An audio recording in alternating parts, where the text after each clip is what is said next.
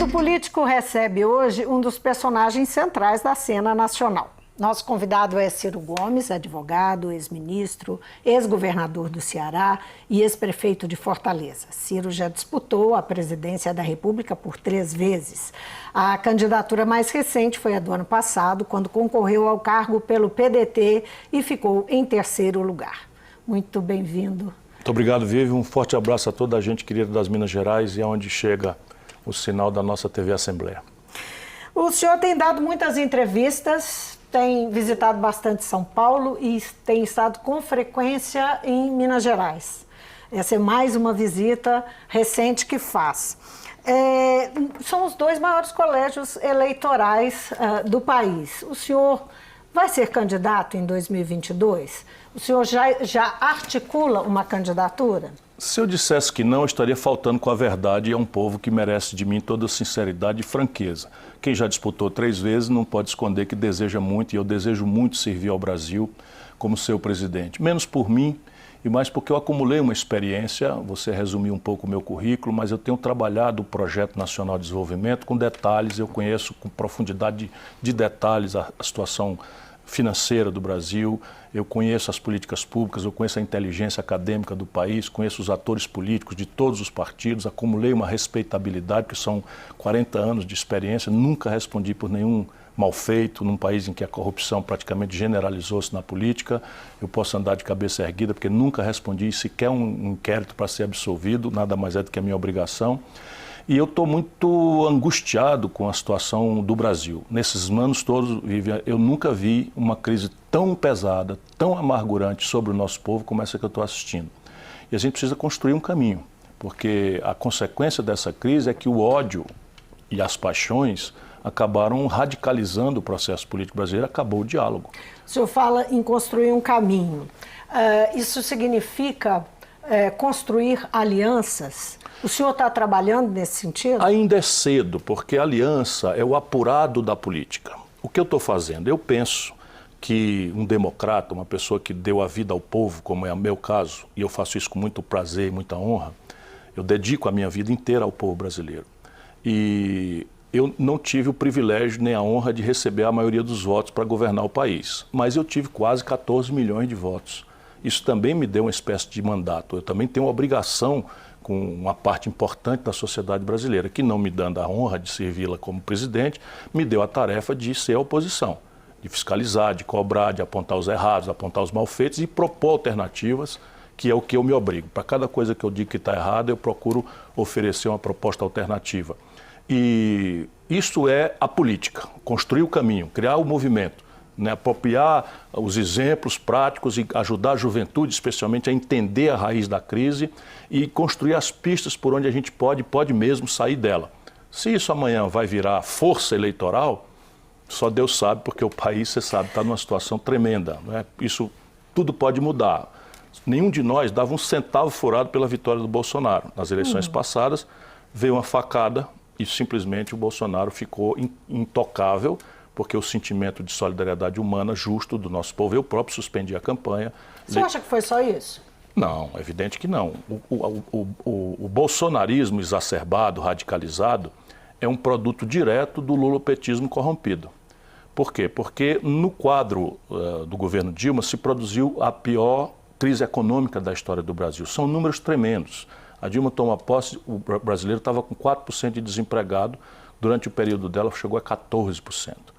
A taxa de juros simplesmente quebrou milhares, milhões de pequenos empreendedores das periferias do Brasil. A inadimplência das famílias explodiu, a inadimplência das empresas explodiu. E, em cima disso, uma notícia generalizada de corrupção que leva o Lula para a cadeia. Então, não é pouca coisa que esmagou o povo brasileiro. Vamos tomar, por exemplo, Minas Gerais. Minas Gerais deu sucessivas vitórias ao lulopetismo. A Dilma ganhou do Aécio aqui em Minas Gerais. De repente, Minas dá quase 70% ao Bolsonaro. É o povo de Minas que nós temos que culpar? Há uma evidente polarização no país, cada vez mais solidificada, inclusive, não é? E existe, o senhor tem sido sistematicamente provocado nas entrevistas que dá sobre a formação de uma frente ampla uma frente ampla que fizesse frente ao bolsonarismo, a esse modelo que Jair Bolsonaro tenta impor ao país. E caminha rapidamente nesse sentido. E o senhor tem sido bastante reativo a essa frente. Como é que por que não seria esse o caminho? Não é? Esse não seria o único caminho? Vamos raciocinar juntos. Existiria o bolsonarismo boçal, antipobre, antipovo, antinacional que nós estamos testemunhando, se não fosse o lulopetismo corrompido? Não existiria. Então, a ideia do Lula, que é um político absolutamente extraordinário. O Lula é uma figura que a gente precisa, enfim, pode se gostar ou não gostar dele, mas não há ninguém de deixar de reconhecer que é um gênio político. Então, o que é que o Lula quer? O Lula quer obrigar todo mundo a botar o dedo no nariz, esquecer que ele botou o Meirelles no Ministério, no Banco Central, que ele botou a Dilma sem experiência política nenhuma no governo, que ele botou o Levi no Ministério da Fazenda com a Dilma, que ele entregou Furnas ao Eduardo Cunha, que ele entregou o Ministério da Integração Nacional e a vice-presidência da Caixa Econômica ao Gedel Vieira Lima, aquele que foi pilhado na Bahia com 51 milhões de reais. Então, o Lula quer que todo mundo esqueça a tragédia econômica e a tragédia da corrupção generalizada por sermos contra o Bolsonaro, engolir com casca e tudo o lulopetismo corrupto e entreguista que também aconteceu no Brasil. Tudo se resume a isso? Quer dizer, Lula e o PT se resumem eles querem isso. Eles querem isso. A esse modelo, a essa eles visão querem que isso. o senhor tem? Eles querem isso. Veja, se eu estiver errado, me corrija. Se eu estiver errado, me corrija. Como é que aconteceram as eleições de 2018? O Lula preso, inelegível pela lei da ficha limpa, sabe que tem uma popularidade grande no meio das pessoas mais pobres, especialmente no Nordeste, e eu respeito isso com muito carinho, é o mesmo povo que eu amo. O Lula, então, mente que é candidato. Não aconteceu isso não no Brasil? Será que eu estou enganado? O Lula mente que é candidato sem poder ser, faz a chapa lá no Nordeste, distribuiu no interior do Ceará, por exemplo, chapa com o Lula na véspera da eleição. O senhor é cobrado de não ter participado das eleições no segundo turno e apoiado o candidato? Não, só quem me cobra isso é quem não tem nenhum direito de cobrar. Lá, o PT eu corrupto. No Nordeste, não, né? Claro que não. Veja bem, lá no Ceará eu ganhei as eleições. Nunca perdi uma eleição no lugar que me conhece. E não é porque eu faço milagre, não. O Ceará tem a melhor rede pública de educação do Brasil. É só olhar na internet, a melhor rede pública de saúde. Não é um paraíso, está cheio de problemas, nosso povo merece muito mais. Mas o Estado que há 30 anos não ouve falar em atraso de funcionário. Olha o que é que o mineiro está ouvindo desse humilde brasileiro. Faz 30 anos que no Ceará não se ouve falar, desde o meu governo, ninguém ouve falar em atraso de funcionário. Não tem conversa de não ter investimento, de não reajustar salário dos funcionários, de não pagar o 13º, de reter cota parte do ICMS. Por quê? Porque lá a gente entrega. E resultado, eu ganhei as eleições no Ceará e no eleitorado mais crítico, por exemplo, de Fortaleza, o Haddad foi 3º lugar. Na sequência, no segundo turno, o Haddad tirou 71% no Ceará e o Bolsonaro 28%. Em São Paulo, o Bolsonaro tirou 68%. Na terra dele, o Bolsonaro tirou 68%, o Haddad 32%. Tendo saído recentemente da prefeitura, derrotado na reeleição, perdendo em todas as urnas. Você está querendo dizer que no Nordeste, Haddad não precisava do seu apoio? Não, ele podia precisar do apoio, mas o povo não vive de cabresto, não. Quem pensa nisso é o Lula. Eu penso num povo livre. E essa exacerbação do culto à personalidade gerou o que nós estamos assistindo hoje, uma sociedade civil completamente fragilizada. O que é para o senhor a presença do Lula agora na arena, não é? No jogo político? Vamos lá. Eu fico feliz do Lula não estar mais preso, porque eu acho que uma pessoa sadia não deve comemorar a prisão, seja de quem for. E se essa pessoa for um presidente da República, odiado por muita gente, mas muito querido por outras pessoas, isso é um trauma muito grande. Portanto, eu fiquei feliz dele ter saído. Mas o Lula parece que não aprendeu nada. Ele sai espumando ódio, apostando no ódio e na radicalização e afirma, não, nós vamos continuar polarizando. Ora, e ainda deixa o povo acreditar que ele é candidato. Ora, veja bem, o Lula responde a 7 processos. Ele não saiu, como ele quer que o povo acredite, porque foi absolvido, não. Ele saiu porque o tribunal, por 6-5, na contramão do que entendeu o ano passado, em cima da mesma lei, o que choca todos nós, disse que todo paciente, todo preso, todo acusado, todo réu pode esperar o julgamento dos recursos em liberdade. E isso é o que aconteceu, mas ele continua inelegível e está aí circulando como se fosse candidato. Isto, de novo, é repetir um filme. A gente já sabe o fim desse filme. Quem está pagando muito caro por ele são 13 milhões de brasileiros desempregados. Deixa eu dar os números para ver qual é o sentido moral superior de eu estar me arriscando a ser mal compreendido. 38 milhões e 800 mil brasileiros empurrados para viver de bico no Brasil. 5 milhões e 500 mil microempresas inadimplentes na véspera de fechar. 63 milhões e 700 mil brasileiros humilhados com nome sujo no SPC, 57 mil homicídios, 66 mil mulheres foram estupradas no Brasil. E essa crise, vamos ser honestos, não foi o Bolsonaro que produziu. O Bolsonaro está surfando nela, o Bolsonaro está agravando, mas quem produziu essa crise, infelizmente, foi o lulopetismo. Deixa eu dizer com todas as letras aqui, quem produziu essa crise, se a gente não quiser entender, não entende. Mas quem produziu essa extensa crise social, econômica do Brasil e quem ainda agravou a percepção da crise pela crônica de ladroeira, ninguém nega a roubalheira do PT. A gente pode reclamar, como eu sempre reclamei, que o Lula, como qualquer cidadão, tem direito ao devido processo legal. Não estou dizendo isso agora, estou dizendo lá de trás, quando o Moro era o super-herói do país, cansado de impunidade, eu compreendo o nosso povo, eu disse isso na toda hora. Mas se o Lula tem direito ao devido processo legal, não dá para esconder a roubalheira. Desculpa, eu fui ao Lula pessoalmente dizer, Lula, não entregue Furnas para Eduardo Cunha. Se você entregar Furnas para Eduardo Cunha, eu, Ciro Gomes, fui dizer isso ao Lula. Ele me disse, não vou entregar. No dia seguinte, entregou. O senhor reconhece algum papel, ou o papel da ruptura provocada pelo impeachment nesse processo de crise extensa sem dúvida nenhuma. Permanente, econômica, são capítulos política? Da trágica novela que nós estamos vivenciando. Agora, a pergunta antecede a questão. Como é que uma presidenta da República, reeleita, não consegue juntar um terço dos deputados no primeiro ano do segundo mandato e se deixa derrubar por um impedimento sem base jurídica nenhuma? Por quê? Porque a Dilma foi um governo trágico, porque a sociedade civil brasileira, suas expressões de organização, todas estão desmoralizadas. A CUT não fala mais na porta de uma fábrica, porque ao invés de levar dos trabalhadores para os governos a reivindicação, ficou obrigando a trazer dos governos a explicação do que não tem explicação para os trabalhadores. Que gesto Lula poderia fazer para reconquistar a sua confiança? Há algum gesto? Não tem confiança, você não recupera.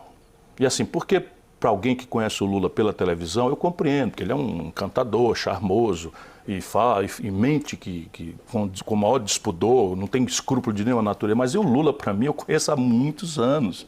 Em 1989, o Lula era uma mirabolância, eu já era prefeito de Fortaleza, que é a 5ª cidade do Brasil, e ajudei o Lula. Foram 30 anos. 30 anos. O que eu já vi do Lula mentindo, enganando, agora passou da conta, porque o preço amargo, quem está pagando é o povo brasileiro, e nós não aguentamos mais.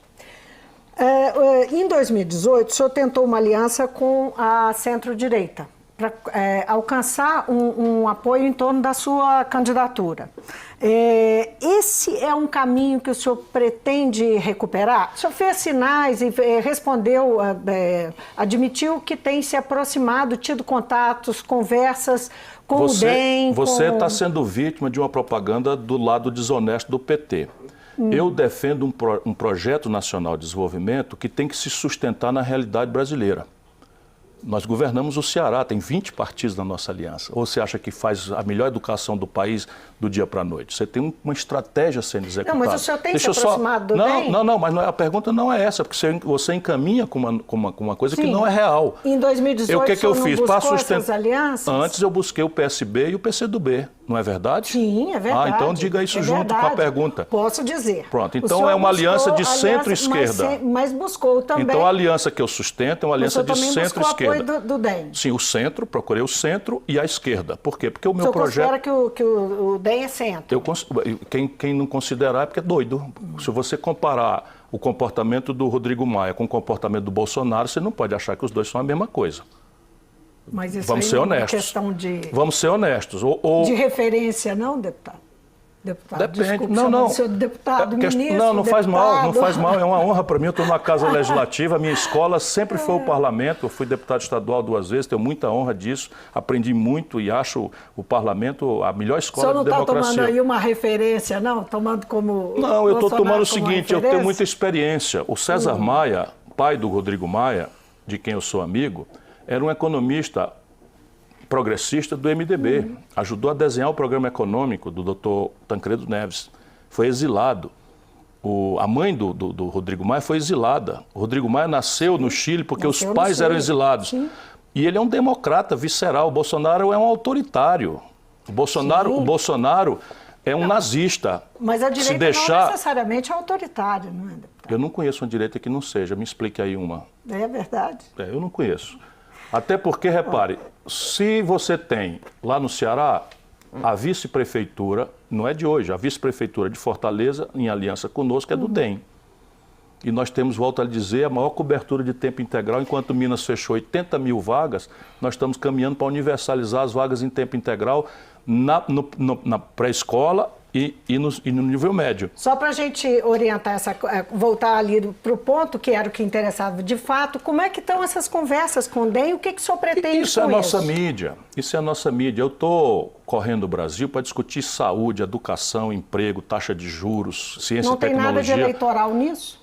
Tem, evidentemente, mas tem, assim, superiormente considerado, porque eu tenho muita experiência, eu volto a dizer, que qualquer sonho agora de que você vai fazer uma aliança é só uma justa tentativa mas de uma aproximação. Você está me interrompendo todas as vezes que eu tento responder, e sempre Vamos com a lá, mesma tese. pode concluir. Não tem aproximação porque nunca houve distância. Sabe por quê? Porque o Rodrigo Maia e o ACM Neto queriam me apoiar nas eleições passadas, e foram voto vencido lá dentro. O Valdemar Costa Neto apoiou o Lula, o PT. O Michel Temer apoiou o PT. Para eles pode tudo. Agora, eu não posso dialogar com gente que eu conheço há 1000 anos, conheço do pai, porque eu sou contraditório. E ficam conseguindo repetir isso na boca de gente séria. Isso é só picaretagem. Agora, que leitura o senhor faz? Então, o senhor está dizendo aí, chamando a atenção para o governo Bolsonaro, eu queria saber que leitura que o senhor faz desse governo, agora quase completando 11 meses, e que comentasse também o pacote fiscal de PECs que foram enviadas para o Congresso, que são da equipe econômica do governo. O governo Bolsonaro é um desastre de grave repercussão para o futuro do país se a gente não conseguir interromper essa agenda antipobre, antipovo e antinacional que ele está praticando, sem que a população tenha direito de conhecer com certa profundidade esse rumo. De onde é que eu tiro essa frase tão dura? É um desastre. Eu tiro daquilo que está disponível para qualquer do povo brasileiro, pouco importa, basta ser equilibrado. Eu criei um negócio chamado Observatório Trabalhista, está na internet. Então, de 3 em 3 meses, eu faço o que nós deveríamos fazer. Em vez de ter paixão, ódios, a gente olha com inteligência as coisas. Então, eu olho como é que vai indo o governo Bolsonaro em todas as questões que interessam. E aí tiro dali, por exemplo, que o Bolsonaro tem a pior execução de orçamento, a menor aplicação em educação pública da história. O Bolsonaro, nesses 10 meses, foi a pior aplicação em saúde. A consequência disso é que nós estamos passando com 57% apenas de cobertura vacinal, saindo de 90%. O Brasil era uma área livre de sarampo, agora o sarampo voltou como uma epidemia. O Brasil está arriscado a ter de volta a poliomielite. Só para você ter uma ideia de como é que é o detalhe que eu levanto as coisas. O Bolsonaro tem a pior execução orçamentária em ciência e tecnologia, que é o outro nome de soberania nacional. Sem uma aposta na ciência, na tecnologia, o Brasil vai ser uma ex-nação. Nós vamos ficar dependendo de tudo e não vamos ter dinheiro para pagar.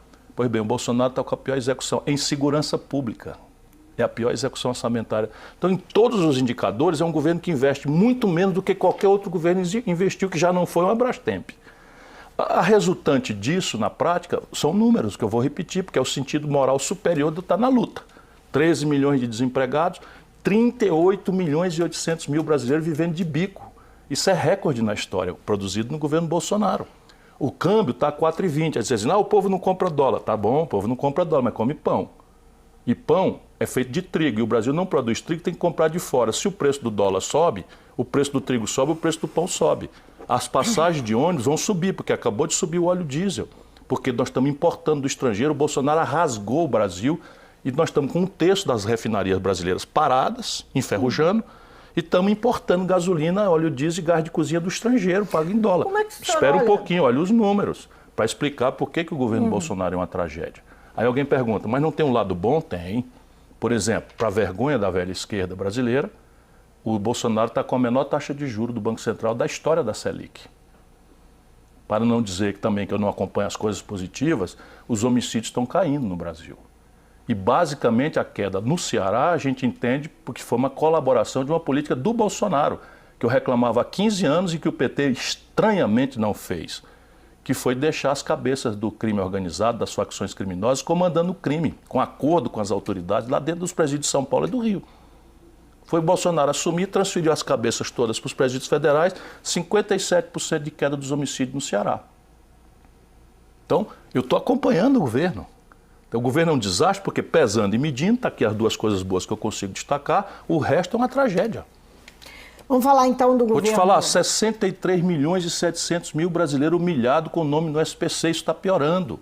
5 milhões e 500 mil microempresas inadimplentes, isso está piorando. Só em São Paulo, sede do bolsonarismo fanático, só em São Paulo, esses 10 meses do Bolsonaro, fecharam 2.235 indústrias. E o quanto o Brasil resiste a isso? Olha, um país é uma instituição permanente, né? Então, você vai aguentar quando? Mas assim, neste momento, o Brasil é ameaçado pela primeira vez na minha longa biografia de ser uma ex-nação. Primeira vez na vida. Quem duvidar, dá uma olhadinha nos vizinhos. A Argentina foi para o vinagre, o Chile está indo para o vinagre, Bolívia foi para o vinagre, Equador para o vinagre, né? A Venezuela foi para o vinagre. E vocês acham que nós estamos protegidos? É a mesma linha, é a mesma onda. Minas Gerais, o governador Romeu Zema diz que a solução dos problemas fiscais do Estado, ele centrou o governo dele na solução do problema fiscal do Estado e diz que a única solução passa pelo acordo do regime de recuperação fiscal, que é aquele acordo com a União e com uma contrapartida que impõe algumas medidas bastante amargas ao Estado. Qual é a sua opinião sobre a posição de Romeu Zema, a orientação do governo dele? Esse é um erro brutal e que pode ser mortal para o Estado com as características de Minas Gerais. Deixa eu tentar de novo sustentar por quê, lembrando que eu não sou um poeta que cheguei de paraquedas nesse assunto. Eu fui prefeito da 5ª maior cidade brasileira, recebi a cidade com 3 meses de funcionalismo atrasado, a 3 administrações, e botei em dia, paguei em 3 meses, os meus 3 meses em dia e os 3 meses atrasados. Enfim, saí o prefeito de capital mais popular do Brasil. Quando fui candidato a governador, ganhei em todas as urnas de Fortaleza. Em 4 delas eu tirei 100% dos votos. Não estou falando isso para me gabar, estou falando para me apresentar, porque eu conheço, sabe quanto? Eu fui ministro da Fazenda do grande brasileiro das Minas Gerais, Itamar Franco, ajudei a fazer o real. Sabe quantos dias eu tenho de déficit público na minha história? Nem um único dia. Sabe quantos políticos brasileiros que têm essa experiência de prefeito, governador, ministro da Fazenda, portanto, tiveram ocasião para ter déficit? Quantos políticos brasileiros podem dizer isso? Nenhum, só eu. Isto dito, o caminho é o seguinte, vamos raciocinar juntos. Minas tem um problema de fluxo, não é de estoque. O que é que eu estou falando? Minas gasta mais do que recebe, do que arrecada. E tem um passivo, que é um endividamento estrutural muito grande, e um endividamento patrimonial muito grave entre os servidores públicos, na questão da previdência social. Como é que esses conservadores estão fazendo? Quando você tem gasta mais do que arrecada, você tem 2 soluções alternativas. Ou aumenta o ganho, aumenta a receita, ou diminui a despesa. Ou uma coisa equilibrada dos dois. A despesa de Minas está no osso. Os funcionários estão há anos sem receber reajuste decente. Agora, entrando na Assembleia, estava lá o pessoal da Unimontes reclamando que estão há 9 anos sem reajuste. Então, o gasto corrente em Minas Gerais já está muito deprimido. E o fluxo? O Ceará cobra 8% sobre as grandes heranças, mas o Zema é um barão, é um rico. Esta solução ele não cogita. Eu não estou falando de herança da classe média, 2, 3 milhões de reais de patrimônio, esqueça. A gente cobra 8%, lá de cima nos Estados Unidos cobra 40%. O servidor público de alto salário, lá, Ministério Público, juiz, etc., paga 14%. Há muito tempo no Ceará. Aqui, ele faz a opção de cortar 80 mil matrículas de tempo integral. No Ceará nós estamos universalizando a educação em tempo integral. Percebe? A questão é que senhor você quer servir. Então, no questão do fluxo, no caso de Minas, evidentemente tem que melhorar a receita. Entre a questão do passivo, o estoque do passivo. Então, Minas tem alguns ativos riquíssimos. Por exemplo, a Copasa, a CEMIG e a Codemig. Tomando só o exemplo da Codemig, a Codemig tem direitos minerários. Isso é uma coisa que a gente precisa ajudar o povo a entender. A Codemig, ao longo dos anos, foi adquirindo direitos à exploração de minas, de minérios dos mais sofisticados e variedades. Pois bem, especialistas me dizem, porque eu estou estudando profundamente a questão de Minas, que eu quero para mim o lugar na história do presidente da República que libertou Minas Gerais. Eu devo isso ao povo mineiro, eu devo isso ao Brasil, porque o Brasil precisa de Minas Gerais de volta na luta, porque só um Estado mandando está dando nesse desastre que nós estamos vivenciando no Brasil há tantos anos. Então veja, só os direitos minerários da Codemig, alguém chega a falar em R$1 trilhão o valor. Só que isso não está no balanço. Quando o senhor Zema for vender, que a mania desses caras é isso, é vender. Então vamos esquecer se a privatização é uma boa ferramenta ou não. Não é estranho que essa gente não produz nada. O Brasil fez a Codemig no passado, o Brasil, quer dizer, Minas fez a Codemig no passado, fez a Copasa no passado, fez a CEMIG no passado, essa portentosa empresa de água e esgoto, essa portentosa empresa de energia, e agora os caras não fazem nada e só querem vender o que os outros fizeram. Não tem uma coisa estranha nisso, é o mesmo Brasil, é o mesmo chão sagrado de Minas Gerais. Sempre porque a questão fiscal é urgente. Mas eu volto a dizer, a questão fiscal é um problema de fluxo, é você em casa, você ganha mais do que gasta. O senhor ganha menos do que gasta. Como é que o nosso povo está fazendo? Nosso povo corta a despesa no osso. Metade do povo brasileiro, isso está piorando, está vivendo com R$413 por mês. Esse é o legado do lulopetismo e o bolsonarismo boçal. Não é? R$413 por mês é o que tem o nosso povo, metade para viver. E se a gente não falar com clareza isso, onde é que nós vamos achar o caminho para consertar isso? Então veja, o caminho do nosso povo é arrochar o cinto. Mas todo mundo está podendo, quem pode faz hora extra, quem pode faz um pastel, vai vender na rodoviária, vai vender na esquina, para melhorar o ganho. Não precisa fazer, os brancos gostam de deixar o povo fora da jogada, é o que tem que fazer. Por que o Ceará cobra 8% dos grandes heranças e o Minas cobra 4%? Qual é a explicação? Por quê? Porque o Zema serve a um senhor, quais são? Os ricos. E aí faz o quê? Corta a despesa do pobre aonde? Na educação. 80 mil matrículas são canceladas de tempo integral, tirando a comida de jovens, de adolescentes. Aí o gavião do narcotráfico está lá na periferia, oferecendo R$30, R$40, R$50 de diária para o menininho que está ocioso na rua, que ninguém dá oportunidade, que ninguém presta atenção nele, e para cair na ilusão de distribuir droga e depois ser morto pela polícia ou preso. Isso é o que estão dando para o povo brasileiro. Esse magode de canalha que tomou conta do Brasil. Ciro Gomes, foi um prazer tê-lo aqui no Mundo Político mais uma vez. Muitíssimo obrigado por vir. Muito obrigado a você. Desculpa a minha veemência, mas eu estou muito indignado porque o Brasil pode virar esse jogo. E assim, nós precisamos discutir isso. O Brasil se cobrar o imposto sobre lucros e dividendos das grandes corporações que o mundo inteiro cobra. Se cortar 20% dos privilégios, sabe, de uma elite absolutamente egoísta, que é 1% do povo brasileiro, a gente acaba o déficit em 12 meses. Olha como é chocante o que eu estou dizendo. Acaba com o buraco nas contas públicas do Brasil em 12 meses. O grande problema é o zemismo. Qual é? Arrochar o pobre e deixar os barões, os ricos, os poderosos sem tocar. Posso dar um exemplo? Para a gente falar o que eu estou falando aqui? Só para a gente fechar. O dono da Localiza, uma empresa de locação de veículos, conseguiu, durante o lulopetismo, não pagar imposto. Uma empresa de locação de veículo, não é uma indústria que agrega valor, não é uma empresa de locação de veículo, compra os carros direto na fábrica sem pagar imposto. E aí ele pega os carros, que vale 44, ele compra por 31, bota os miseráveis para rodar no Uber 6 meses, deprecia isso, diminui os impostos e depois vende os carros como seminovos por 41, liquidando a competição. Sabe quanto é de imposto que não entra? 5 bilhões de reais do setor. Está direito isso? Por isso que eles têm raiva de mim. Porque o Brasil tem solução, basta a gente passar a atender o interesse popular e não ao interesse desse baronato que tomou conta da vida brasileira. Obrigado mais uma vez. Obrigado a você. Eu conversei com o advogado, ex-ministro Ciro Gomes, candidato a presidente nas eleições de 2018, veio conversar conosco sobre o momento de hoje, o que nós estamos vivendo agora, o que ele pensa sobre as eleições de 2022, sobre o contexto político, os personagens em jogo, enfim, deu aqui, como sempre, uma entrevista que é digna de se ver. E a gente vai ficando por aqui. Se você quiser rever, então, a entrevista é só acessar o nosso site ou o YouTube. E para falar conosco, e-mail ou Twitter. Obrigada pela companhia e até a próxima.